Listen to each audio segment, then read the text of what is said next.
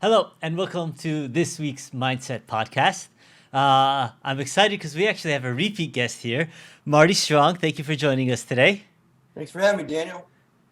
Marty, for those of you who don't know Marty, Marty Strong is a author, speaker, top business consultant, and has actually been featured on our podcast in the past when he wrote his first book, which was Be Nimble. And we're here today, Marty, to spend a little bit of time to talk about your new book, which is Big Picture Thinking. Tell us a little bit about the inspiration behind it and kind of how this is the evolution in the second section and second chapter of kind of the story that you're looking to tell. Yeah, so the second book, Be Visionary, and the subtitle probably tells more about it. It's Strategic Leadership in the Age of Optimization. Was kind of, I guess, its birth was one of the chapters in Be Nimble that a lot of people said I could probably write a separate book on it, and it had to do with the role of strategy and strategic thinking, and I'm talking about long range, 2 years, 3 years, big, like you said, big picture, long view, and also 360 degrees, looking around your industry, your competitors, your customers that you have currently, their likes, dislikes, trends, and then going even up more to the macro, regional economics, state economics, national economics, and in some cases, global economics. And doing this as a part of being a leader, whether you're a department leader, division leader, sole practitioner, small business, large business, because it's kind of a dying art. The optimization part of my subtitle is to draw attention to that technology-enabled kind of micro measurement in the rearview mirror has caused people to become very myopic, and they look at every little detail about what used to happen. So they've all become historians.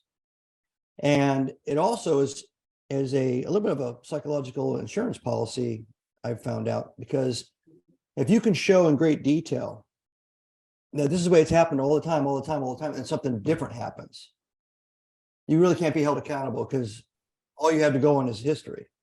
But that's great if you're looking for a way out of being blamed for being short-sighted or having no forward view at all.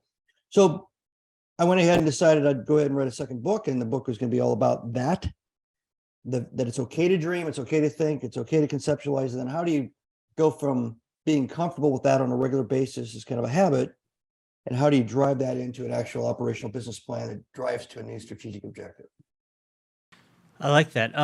So from my understanding, this is a tutorial on utilizing resources to actually get change and make change, right? Rather than the constant sitting there and constantly thinking, well, what could I have done? What could I be doing based off what we're learning? You do have the history as a Navy SEAL, right? You were as a Navy SEAL, correct me if I'm wrong, I believe it was 12 years? 20 years. Wow. And what inspiration did you take from being a Navy SEAL, and how has that kind of forged the I guess the topics that you've decided to write about in Be Visionary? Well, so I'm writing a third book right now called Be Different. I just signed the deal with the publisher about 4 weeks ago. And again, that was kind of born from the discussion in Be Visionary about being creative, being innovative. To do that, you actually have to be able to get out of your own skin, so to speak, and get out of the moment and walk away from your to-do list and everything, and let your mind roam a little bit and think of the art of the possible. So in the third book that I'm writing right now, I just finished the 5th chapter, I make a distinction about unconventional warfare. And up until the mid-1980s, the Green Berets and the SEALs were referred to in the military as unconventional warfare. It was in the mid-80s when they decided to change it to special operations. Now, if you were in that era, the old label was the best label. It really defined what you did. It described what you did. All the regular forces, called conventional forces, have set tasks. Tanks know what tanks have to do. Artillery knows what artillery has to do. The Marines know they're supposed to land on the beach. And those jobs and those tasks and those objectives are all accounted for with all those conventional capabilities. But in every war we've had, going back to the American Revolutionary War, even the French and Indian War, there's been a need for a different kind of group to operate differently and then conceive of solutions to essentially like Mission Impossible scenarios. Take a fortress with 20 guys instead of, with a whole army. Make the enemy think you have a whole army someplace using 20 guys. So there's all kinds of little jobs like that. And the people that you end up looking for and pulling together are highly intelligent, creative people who are very unconventional in the way they approach problem solving. And that's why they're successful at doing that. So unconventional missions attracted unconventional thinkers and planners, and unconventional execution professionals. And the sad thing is, over the course of all these wars, they used them and then they would get rid of them because the conventional side thought that they were either out of the box, or they were a germ. They weren't compliant, they weren't obedient, they weren't, and there's movies especially in the 1960s, all these World War II movies that started out as very classic movie scenarios, but then they came up with this idea of, well, what about all these special units? And then when they looked at it, they realized these special units were made up of people that were in trouble a lot. They rebelled against discipline. And some of them were even criminals. And so there's movies like The Dirty Dozen to kind of showcase that, okay, we're going to go in and on a suicide mission to, assassinate a bunch of German generals, but we're not going to send regular guys. We're going to get a bunch of people out of jail and say if they finish this and they get back alive, then they're, they don't have to go back to jail. So the point of all that in those movies was to try to show a distinction between conventional thinking, conventional operations, conventional missions, and the conventional people that do those missions, and the unconventional side of the coin. So SEALs are unconventional thinkers. Special operators are unconventional thinkers. It doesn't matter if it's the United States or Britain or, the Australian SAS, all of them have the same kind of viewpoint. If you're in that population and you spend as much time as I did, you are much more comfortable with the unconventional thought process, the collaborative brainstorming to come up with a unique, maybe one use only idea or plan than you are with the conventional lockstep mindset. So that's a part of me. I can't get that out of my DNA now. And they test you. They test you in your planning. They test you in your rehearsals. They test you in your actual execution before you ever even go to combat to make sure you have all those attributes and that you can come up with these interesting, different ideas. So if you think about strategic planning, as opposed to, say, operational optimization, focus on KPIs and stuff, one is calculating the known universe based on history. The other one is, I have no clue what the future is going to hold. And so it's a blank slate. And that's an unconventional thought process. You really have to put yourself in a different mindset and say, okay, I'm not going to think like the rearview mirror manager. I have to think like a writer or somebody who's thinking of a movie they want to make. You got to think of all these. It's a different way of thinking, which is what my third book's about. So Be Visionary starts off with saying it's okay to think that way. It's okay to be visionary. It's okay because eventually there is a practical use. And then I walk them through, and then I give them some good ideas on how to use the people that are so stuck in the optimization mindset that they can't see the future for the trees, so to speak. So yeah, so there's a lot for us to talk about. I mean, so a couple questions that come up to my mind is, I mean, is your recommendation that everybody on a team is a visionary and is, a Navy SEAL, or is there a time and place, or is there necessarily, let's say, specific strategic marketing content or planning, or that as a leader? Because, I mean, from my perspective, I don't necessarily think that I'd want everybody to be a visionary. I want to have those optimizers versus the strategists, which is something that you do talk about, right, on my team. So as a team leader, as an entrepreneur, how do I define when and where and how many of, I guess, a ratio of who's going to be an optimizer, who's going to be, a visionary, and who's going to have this special talent, which is that one-off, and when do I call upon them?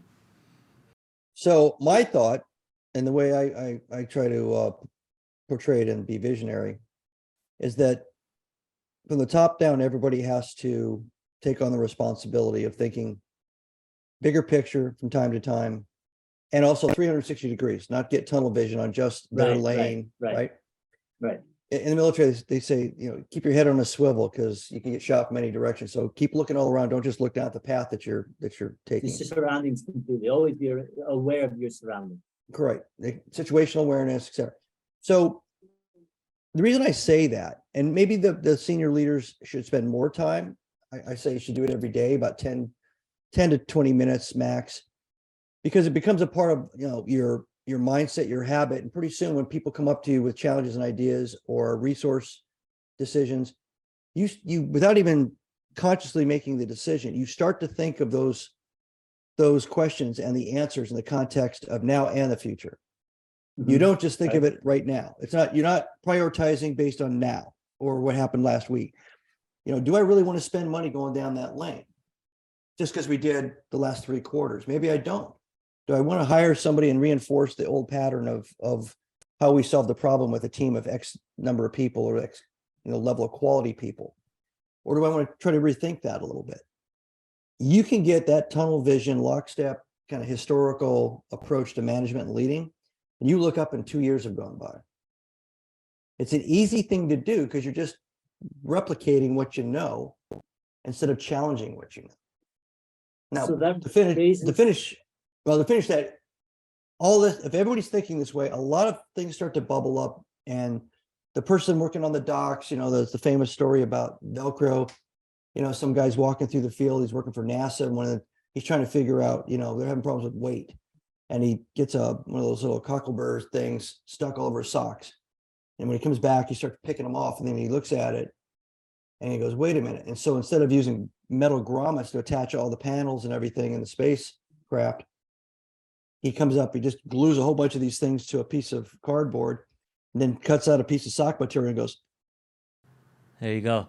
So how do you train yourself for that? Because we all, especially someone, I attended some college and I studied, and they teach you to be so conventional. They teach you to look at the numbers and to make your decisions based on, your KPIs and what your dashboard shows you. How do you start to break that conventional thinking and start to think outside the box and come up with these creative, decisions? Because, from my perspective, it's very difficult. I actually lean on my COO, Udi Dorner, who's very unconventional. He's actually also, ex-military, and he worked in operational side of it. And he's the unconventional thinker. He's the one that comes from 50 different angles, and there's 50 new scenarios that you never would have thought of. And now you're backtracking and going, wait, I never thought of this. Do I need to now recalibrate my entire process and redesign in order to move forward? Or is there a balance? And how do you find that balance? Because it seems to be a pretty chaotic road if everybody thinks that way. So I use a quote from Madame Curie in my 3rd book. The universe abhors stability. So I have a whole chapter in this. I keep calling it the new book, but I have a whole chapter that's focused on stability as an illusion. And not only is it an illusion, it's a false objective. There's no such thing as stability. Stability is something you create in your mind to give you the feeling of control. It's a goal or objective that you try to strive for because you want to get to a point where you have control. And you can't have control if the universe is constantly changing everything. And you can have the illusion of control if you think you've got everything locked down. But if 20 miles away or across the country, somebody who's competing with you took a leap, and they're about to kick your ass in whatever it is you guys compete on, it doesn't matter if you had control. It doesn't matter if you kept everything stable because somebody else took chaos and converted it into an advantage. So I don't think it's something you have to control. I think it's like brainstorming. You don't walk around an office in a constant state of brainstorming. You don't run into people and go, "Joe, right now, what are your thoughts? Let me write them down." That'd be a pretty chaotic office, that's for sure. Like Google and stuff recognize that sometimes it's spontaneous that these thoughts come out. So they have walls that are all whiteboard. So you can just run up there. Right. You just come out of a coffee break and suddenly the two of you are up against the board inventing something new or banging an idea back and forth. But it's kind of like the brainstorming thing. You have to set aside a time to do it, and then you have to make it a habit. And the people that aren't comfortable doing it will start to be comfortable if it becomes a regular activity, and they'll start to believe this isn't just a game or a management, check the box thing. And they will participate and open up more and more and more. And then you're going to have this bell curve, because people are people. You're going to have people that just don't get it, just don't want to play, they just want to go back to their cubicle and do their job. And on the other end, you can have these people that, might live in a cubicle or might drive a truck, and suddenly they're like Steve Jobs. They're like, thousands of ideas are flying out of them, right? And then you got the people that are kind of in the middle, and that's okay. And be visionary. I call the two kind of categories, if it ain't broke, don't fix it crowd, and your dream team. So you take your concept that you started with a dream and an idea about the future, whatever, and you turn into an outline of a concept for an objective on the horizon, either to avoid a threat or to chase an opportunity that's out there. You toss it to your dream team, whoever the people are that are on the right side of that bell curve, and you say, try to put together an operational plan draft that takes us back planning from that point on the horizon to where we are now. Whether it's an arc to get there, it's 2 steps, 3, whatever, right? And flesh it out a little bit, put some meat on the idea. And then you take it and you toss it over to the other group and you say, punch holes in it. Because that's a great use of people that are on the left side of that bell curve that think it's a waste of time to be doing this. And nobody's going to come up with an idea that's better than what we're doing right now. So you go ahead, bench test it, right? Now, it doesn't mean you take everything that they said and make it part of the deal, or even the dream team. They may be thinking, in impractical ways. But if you came up as the leader with this idea, you get both inputs, and then you can kind of massage the two. And you either kill the idea because the one group found some real flaws, some real, obstacles that just can't be overcome, or the dream team, it just got too crazy, too wild, and there's nothing practical that you can actually get your hands on. But if you think about that, they're both involved in strategic development, just in different ways, leveraging their personalities or their strengths. Yeah. So how important, it's critical, and so it's a silly question for me to ask, so I won't ask it and I'll bypass this question, but obviously identifying the strengths and weaknesses is extremely critical. Do you have any maybe best practices that you've learned that would allow a leader to be able to help them identify, the optimizers versus the strategists and so on and so forth? If it's in a really small business or a small division, you probably already know. Okay. But unfortunately, if some of the people have been there a long time, you may have missed that first year where they kept coming up with ideas and they kept being told, "It's Being not down, not, and now they're shutting up and not saying anything. it's way above your pay grade. Go back there and do what you're paid to do." And so by the time you start to pay attention to them, whenever you come in, they're the quiet person in the corner, Right, But so there's 2 ways you can do it. I'm comfortable being a facilitator.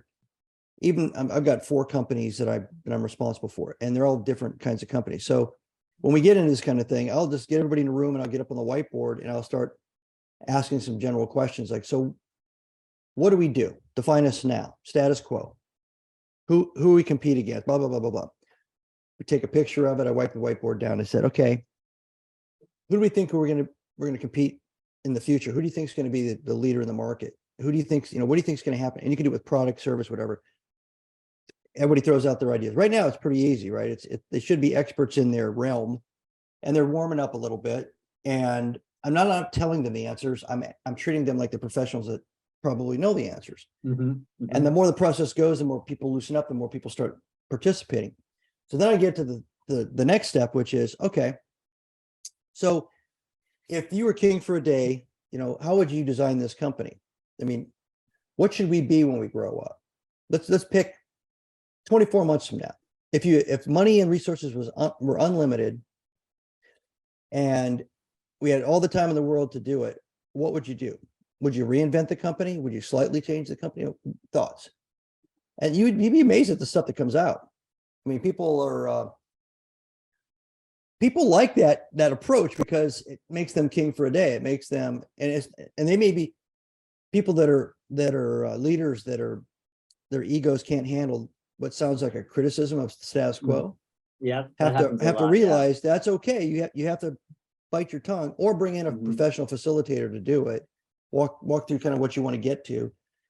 But in my experience, as long as you don't, through your facial expressions or your body language, look like you don't like this idea, you're okay with that idea, you love that idea, because that they read all that and they don't stay away from that. The boss didn't like that one because they're survivors, they're professional survivors. So bigger companies, they still break down into divisions, groups, teams, pairs, departments. So you're really talking most of the time about groups of about 20 to 30 people max.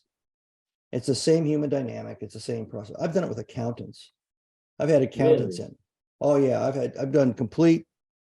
I'm a master black belt in Six Sigma, Lean Six Sigma, and having a process walkthrough and doing a diagnostic and all that. Well, first thing is define the status quo, and so I'll bring in everybody. Like I brought in everybody one time that did accounts payable, like four accountants individually. Did the whole process, took a picture of it, had somebody clean up the graphics, had the next person come in, the next person come in.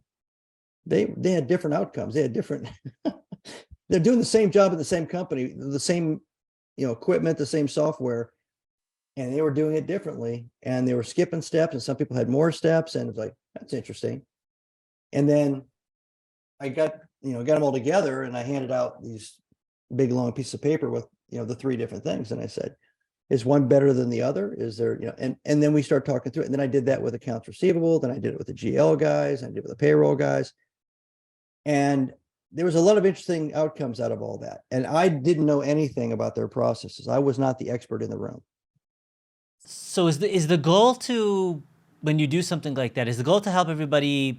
I mean, obviously you want to take all the ideas and kind of find the best of all the worlds, but is the goal to bring everybody to the table and uniform the process? Or are you saying that no, in fact, allowing one person to do it differently than the other, even though there's the same company, same department, it actually is valuable to the team as a whole?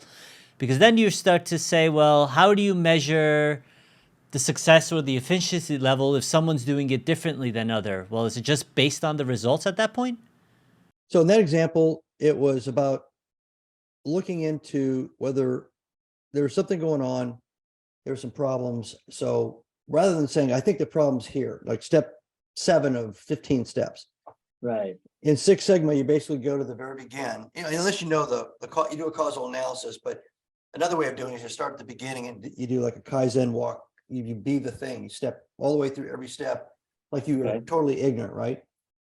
And all kinds of weird things happen. You start finding there's gaps in handoffs that, well, I didn't know you needed it right away. And I set it in a stack for 4 days on my desk. It's classic kind of inventory analysis, right? Yeah, the stuff that ended up being, LIFO and FIFO and just in time and all that inventory control came from the same kind of analysis process. Right. With accountants, you have to decide whether you want them all to do the same thing so you can get a clean, accurate outcome, because their job is not necessarily creativity. Their job is consistency and accuracy and the timeliness. Those three things are like the three, that's it. Because accountants are counting what happened in the past, right? Right. So that's okay. That's their job. But if their leaders aren't open-minded, they don't realize that the platform everybody's using is outdated. They don't realize that there's people that need some training and they're struggling, or they're skipping critical steps. And, that's what's kind of injecting the garbage into the whole process and defining a bad outcome or an incomplete outcome. In that case, you're using creativity and you're using brainstorming and you're using this facilitation kind of walk through the process to explore, discover, and either confirm everything's good to go or realize that something's not good to go. And now you have a corrective action plan, you go in and you fix it. It's different than the strategic visionary going forward, but in a sense, it's the same kind of creative, innovative way of looking at everything, right. All the human activity, including the interface with systems and the processes related to humans or humans interfacing with systems, et cetera. Yeah. So otherwise, what you're doing is you're just saying everything's good to go. Right. So how often as a leader do you recommend sitting one-on-one with a team or sitting as a group to help identify these issues? Because I mean, for the way that we manage our business or the way that we run, it's we have you have your daily huddles for 5-10 minutes just to check in, make sure everybody's okay. But we also do a weekly check-in where we kind of dive deeper into the KPIs, analyze the run rates, and really determine as a individual and as a group where we have threats and weaknesses that we need to focus on to kind of maybe leverage those to find ways that we can use it for strengths or just optimize something that we missed completely. As a leader, how often are you sitting with your team one-on-one? And is it, if you are, what am I looking for? What are the questions I'm asking to really start to identify, well, as the visionary, how do I start to find, or find a critical point that I need to say, okay, we need to address this today to help optimize my downline? Sure. So one thread that runs through my 2 published books and the one I'm working on is that creative leaders are usually successful leaders because they don't get run over by the train because they're staring at the tracks. And whether it's part of process awareness, people awareness, environmental awareness, or a future awareness, you need all of those. And then you need to address them with creativity. And you also have to have humility. If you have intellectual humility, then that opens you up for intellectual curiosity, which means you'll take in information from anybody, from a bum on the street, from a bus driver, from anybody. And you are willing to ask anybody. You're willing to look at weird webinars. You're willing to ask the guy across the street who's in a totally different industry, well, how do you guys handle supply chain? Well, how do you guys handle customer relationship management? Or how do you guys, and you'll hear it, you're like, wow, because it's not applied in your industry, but it might work perfectly in your industry. It's just your industry's never had the problem that industry had, and they solved it 10 years ago, right? So now it's a standard operating thing in that industry. Yeah, it happens all the time. You start talking to these people. Right. So that's the curiosity part. And then once you kind of are open to gathering this stuff, the last step is intellectual creativity. So whether it's applied to, an analysis of past performance for the purpose of looking for issues, errors, kind of like your own little SWOT analysis of your by person or by system or by company or division in a company, or looking forward, it's a continuum. It's a never-ending continuum. Now, I would suggest if you don't have somebody like spending time looking forward and talking forward other than your COO, every couple of weeks, and this is where companies go wrong, it's just like writing a strategy. They write a strategy, and these are big companies. It goes in their annual report, it goes in a drawer. Nobody's read it. Nobody that's, the people that are working the oil lines for the oil company and the oil rigs, and nobody's read it, nobody's heard it. They don't even know they don't have a bumper sticker version of it. But every year, for 3 or 4 months, everybody gets their heads together, comes up with the strategy. The template's very formal, very bank conversation oriented, like you're always trying to get a loan kind of a thing. And that's how strategy is dealt with. Well, or they go on a hiatus. They have, let's do a retreat for 2 days and talk about strategy. 1 out of 365 days a year. And let's just only bring the senior people because they know everything, and they really don't unless they've been out there, boots on the ground. If they haven't been operating the crane and loading the merchant ship, if they haven't been driving the forklift, what are they gonna know? They're not gonna know anything. So one way you could do it is just every 2 weeks, just have what's just called a future look. Go in and brainstorm, pick one topic, like, current customers, confirm status, and what other kind of customers should we be looking for? And just let everybody brainstorm. Don't make it too complicated with too many topics. Next time, competitors, same thing. Who are our current competitors? Are there any others that could become competitors? This is where, like a small town 5 and dime shop, it would have helped them, because if they'd have known that Walmarts were coming across the plains, they'd been willing to maybe look into it. And what are the precursors? Well, somebody buys a huge chunk of, Farmer Smith's land. And then they reinforce the roads, and then stuff starts happening, and you can see the footprint. And you're like, uh-oh. Right. And you better sell your 5 and dime real fast, because you're going to be out of business in about 12 months. Those are things that if you pay attention, lift your nose up off the ground and kind of look around and see what's happening. and just pick a different topic. You do that every couple of weeks, 45 minutes max. It's mostly, you can record it, or you can do like I do. I throw stuff on whiteboards. I take a digital picture of it with my phone, wipe it clean, and then continue. And then I look at all that later and see, until you've kind of covered everything you think you can cover from a future look. And you can do the same kind of thing, major process by major process, or major system by major system. And that's an inward look instead of an outward look, but you can do the same kind of approach. So I think one of the major setbacks with this is when you first start, it's actually very difficult to get people to start to talk and be comfortable with giving ideas and not thinking they're going to get shut down, right? And as you start to do this, it starts to get a little easier. How important is the consistency in this? And does that consistency eventually create a habit where now it actually becomes fun and people enjoy this, and people actually look forward to these kind of brainstorming ideas rather than coming in and saying, oh no, we have to do this again? Yeah, they have to have faith as a habit also in what they're participating in. So the habit shouldn't just be that every Tuesday I have to show up for this thing. That's a habit, that could be a discipline, but it's an enforced discipline. The faith part of it is that the leadership has to be honest with themselves and then be honest brokers when they're holding these sessions. Maybe the senior leadership can't find it in their personality to do it. They have to have somebody else be the facilitator, because human beings don't like to look stupid. They just don't. Professionals hate looking stupid. So you've got that barrier right off the bat. You're going to say, hey, I was telling a story the other day. I do lots of public speaking, motivational speeches and stuff for corporations. And I was explaining that I did one for our engineering association. There's about 400 engineers in an auditorium.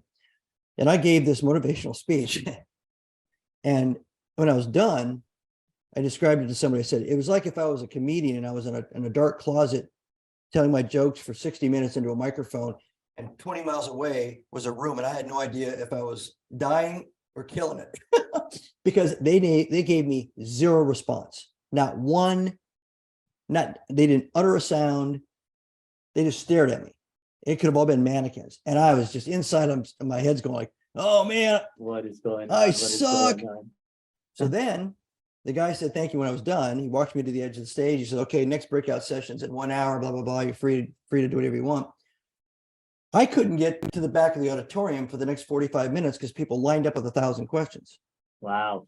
And I asked them in the presentation, does anyone have any questions? I'll stop here. Crickets. And I told the guy that invited me, I said, that was really strange. He goes, they just don't want to look stupid in front of their peers. They don't want to be the one that, if they ask a question that sounds like a stupid question, they think they'll be perceived as stupid. So this is a real thing. And the more professional you are, sometimes the worse it is. So one of the habits of the leadership is you get into that environment, you don't judge, you don't shoot ideas down, you brainstorm. And you take everything in, you don't criticize, you ask why or how questions, or even when questions. And then you shut up and you let them fill the gap. And the whole purpose is for them to dump all their brain cell energy and insights, and maybe, a completely objective, great idea, because they don't know what they're talking about. Because experts are part of the reason why we get this, kind of looking at the world through a straw kind of a thing. Because experts tell you, this is the way, this is the way, it's the only way. Right. I do that all the time. I bring somebody in that's, asymmetrical thinker that doesn't know crap about what I'm doing, my business, my people. And sometimes they'll just raise their hand and go, have you ever thought about this? And you're like, no. Where did that come from? The clouds part and the sun opens up. Right. They haven't been conditioned with that pre-thought of notion of what they've heard consistently, and they come from a different perspective. It's a regular thing. Let's say you do it for 6 months, then the new people coming in, the people who've been there for a little while, and the older people will realize this is now a part of what we do. and Right. they're actually looking for our input, and then they chill out a little bit.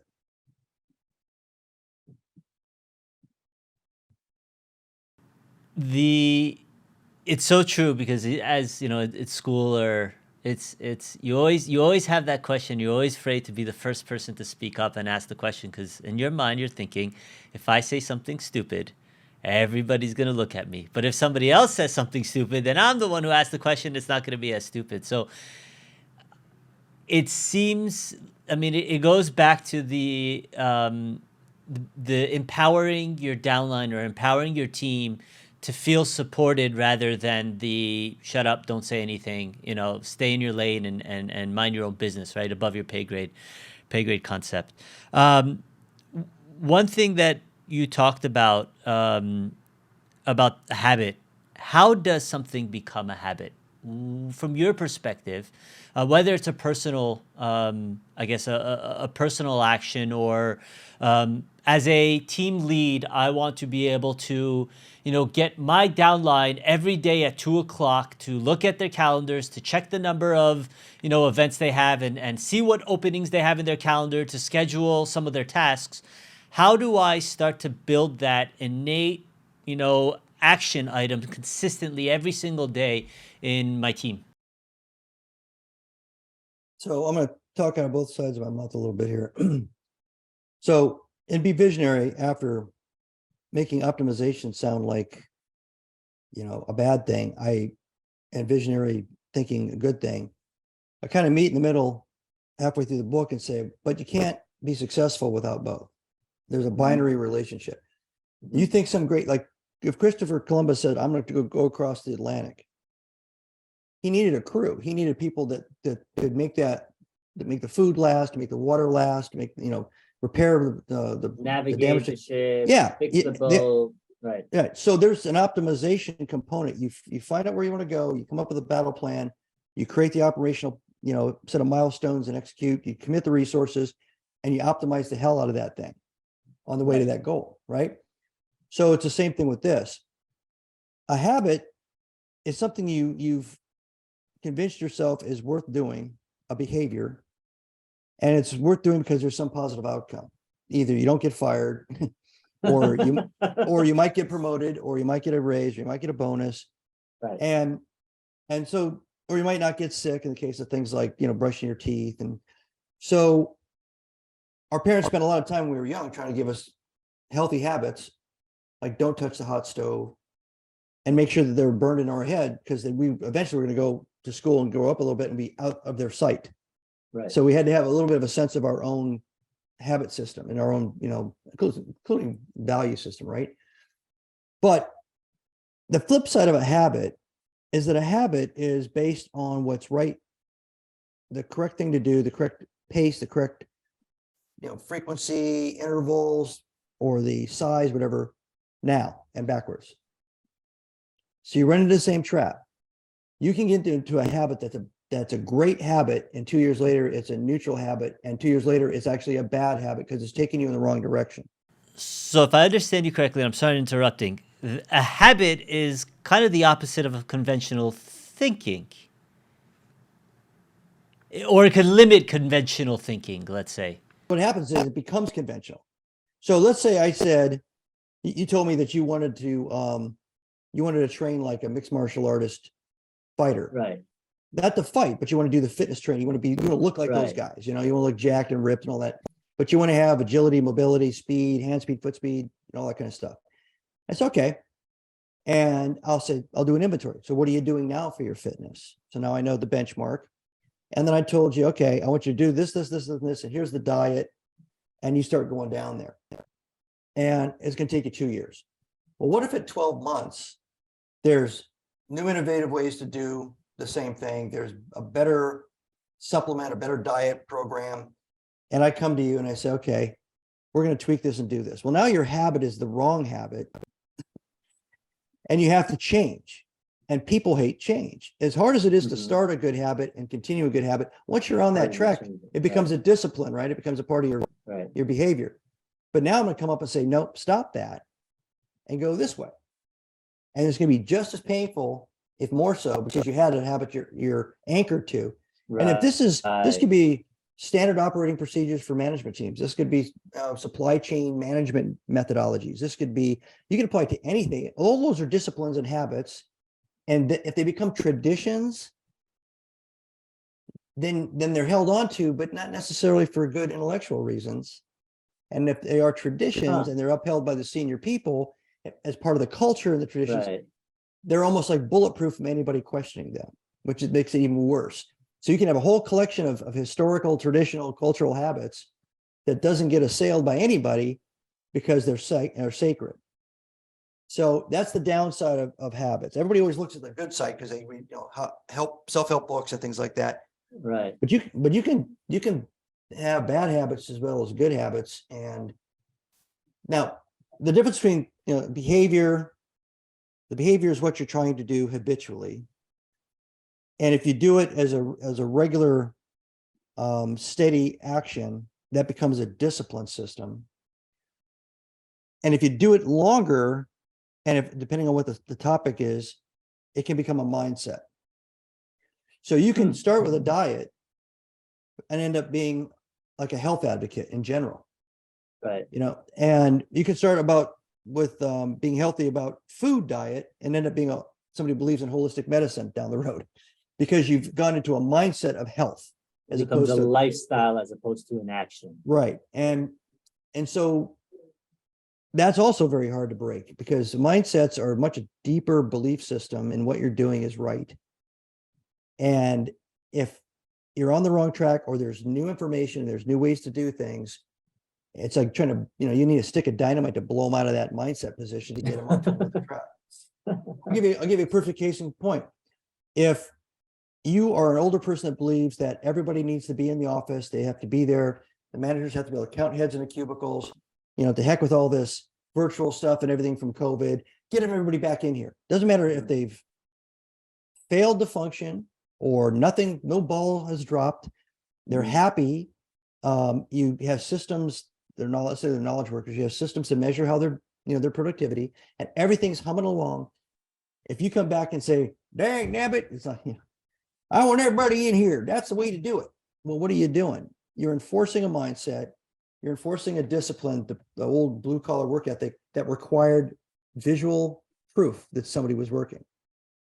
Direct visual proof. If they're not working, they're messing around, they're screwing off, right? That is out there. And I'm talking about people that are in their late 30s onward. It's not just an old person's kind of point of view. There are people that actually, because they don't know how to manage any other way. They think accountability is kind of like that physical control thing, like eggs in a carton. Boom, boom, boom, boom, boom, boom, boom. Okay, I got a good head count, Right. That is a mindset. And is that a good mindset, a bad mindset, a productive mindset? Is Depends. it valuable? Right. Does it help in anything, or does it hurt? Well, maybe you're not even thinking about any of that stuff because it's the tradition you grew up in, the culture you grew up in, and now it's your mindset. And so you're sticking to it, period, the end. Right. Is there ever a time, because the way that you explain it makes it feel as though, it's detrimental to any business. It's detrimental, right? That's a detrimental mindset to have, not being able to adapt and be nimble, right? And I think that for me, why the series of books that you wrote makes so much sense. If I'm not nimble, I don't have the capacity or ability to even be a visionary, right? If I'm so stuck in my ways and there's nothing I'm willing to change, and I have that old school mindset, I can't even be a visionary because I'm not willing to expand my thought horizon to ideas that are totally different than anything I ever thought about, to allow me to find a solution for a problem I may not even have known exists, because in my mind, everything is on the straight and narrow. Is there ever a time that, holding to those values or to the traditions, is the right move? Or do you feel, no, it's like, sure, maybe we have to think about it, look at it, but if I make the, is there ever a right time to stick to your traditions? I think value systems and principles about how to treat people have a bit of a universal it's a universal requirement to have value systems and and leader behaviors for sure, but even peer-to-peer behaviors that are consistent with probably what we all grew up with, like the golden rule kind of a thing. Treat people with respect, communicate with people clearly, wait and listen to hear what they have to say. If they don't understand what you're trying to get across, figure out another way to communicate. That's your responsibility, not theirs. Don't be frustrated just because you don't have enough time. Make sure you have enough time to do what you think you're going to do with the person. Don't spend 2 minutes to talk about something that requires 20 minutes. Those are things that aren't really operational landscape changes or strategic landscape changes oriented. They don't restrict thought. It's just being a good person. It is. It's doing the right thing and being a good person. I believe, and I write about it mostly in Be Nimble, a leader has to have, there's a chapter called Charisma, Confidence, and Humor. You have to have a good sense of humor if you're a leader. It helps if everybody does, because then you're not the only person laughing in the corner. But maybe somebody actually gets your jokes and responds. But what I mean more by humor is you have to be able to roll with the punches. I mean, life, the universe, business throws monkey wrenches into things, right? So if you're going to be in charge, and this is something that comes from the military experience too, the more, for example, and movies are pretty good about this. You have a brand new officer in the beginning of a movie. He goes into combat. By the end of the movie, he's seen combat now for a couple of months. He's lost some guys and everything. He's made some mistakes, but he's also figured out how to fix those mistakes. And now at the end of it, instead of this young looking guy, he's got a 6-day growth of beard and his helmet's off cocked a little bit. And the guys are all looking at him like, whatever you want to do, boss. It's the evolution. It's the hero story from zero to a hero. And that really happens. And it happens in all military training, but it takes longer. But sometimes if people are thrown into a combat situation, they have to grow up really fast. They have to evolve really fast. And one of the attributes or characteristics of a good leader in a combat unit is poise under fire.